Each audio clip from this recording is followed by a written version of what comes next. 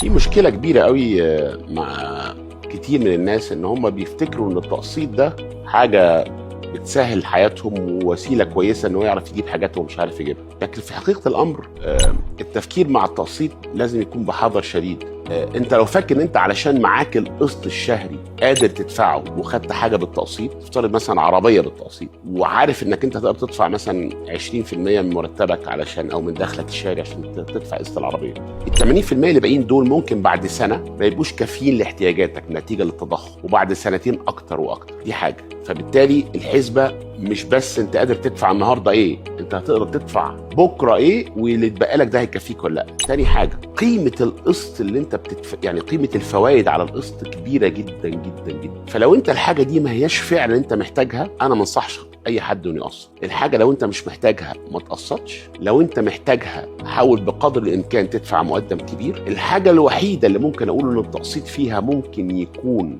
نوعا ما مقبول، انك تشتري حاجه قيمتها بتزيد. لو انت بتشتري عقار بالتقسيط مقارنه بتشتري عربيه بالتقسيط، تشتري عقار طبعا العقار قيمته هتزيد، العربيه قيمتها هتقل، وبالتالي انت بتخسر فلوس. فما تشتريش بالتقسيط الا الحاجات اللي انت فعلا محتاجها.